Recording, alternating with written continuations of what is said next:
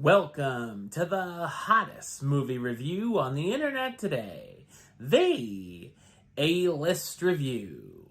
I'm your host, the Game Changer, Wes Troop. And if you've been watching the channel, you'll know that I'm slowly but surely going through some of the fantastic films in the Criterion Collection. And this time, I'm going to be taking our mint-flavored time machine back to the year 1981. This is spine number 562 in the Criterion Collection. The 1981 thriller, Blowout.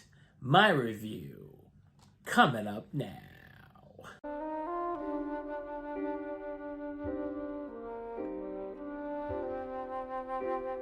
Jack Terry is a sound technician working on his latest job for a low-budget slasher flick.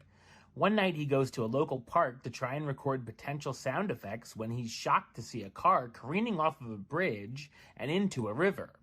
Jack jumps in to save the passengers, and while the driver's already dead, he saves the other, a young woman named Sally Bedina. Jack discovers the other passenger was a governor who was intending to run for president. He soon finds he accidentally recorded some interesting evidence while reviewing his tapes, and begins a romance with Sally, all of which puts him in deadly danger. So what did I think of Blowout? I thought it's a terrific neo-noir mystery thriller. It's directed by Brian De Palma, best known for directing films such as Sisters, Carrie, Dressed to Kill, Scarface, The Untouchables, Carlito's Way, and Mission Impossible. The film was released on July 24th, 1981, to much praise from audiences and critics alike.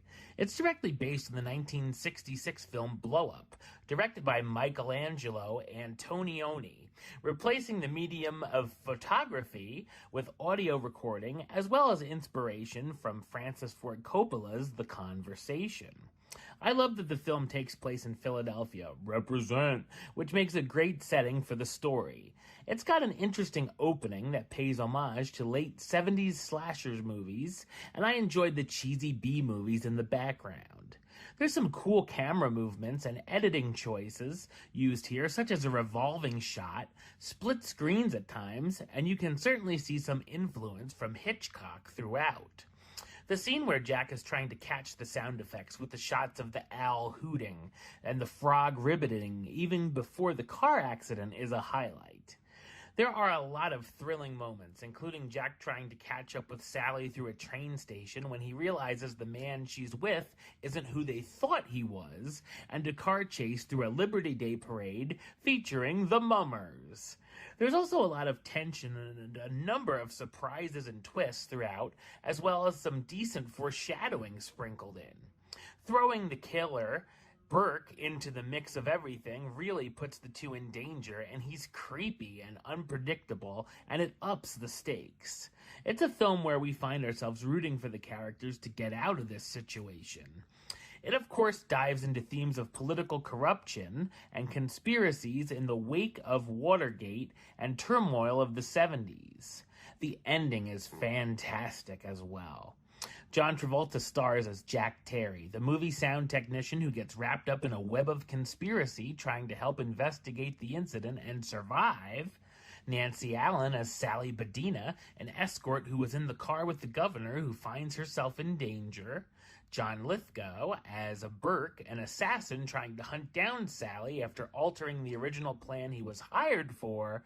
And Dennis Franz as Manny Karp, a sleazy photographer who happened to get pictures of the incident. Blowout is an ambitious and clever film that is one of the best thrillers of the 1980s. Number-wise, I'm going to give it a 9 out of 10, which gives it the A-list rating of A-list approved. That's right, it gets the A-list seal of approval. Alright, well that's the show. I'll be back with another review very soon. But until then, don't forget to like, subscribe, and comment right here on YouTube. youtube.com/westside515. Like the show on Facebook, facebook.com/WestTroopAlist. And of course, you can follow me on the X, the Instagram, and Letterboxd at WesAList. Until next time, Troop. out.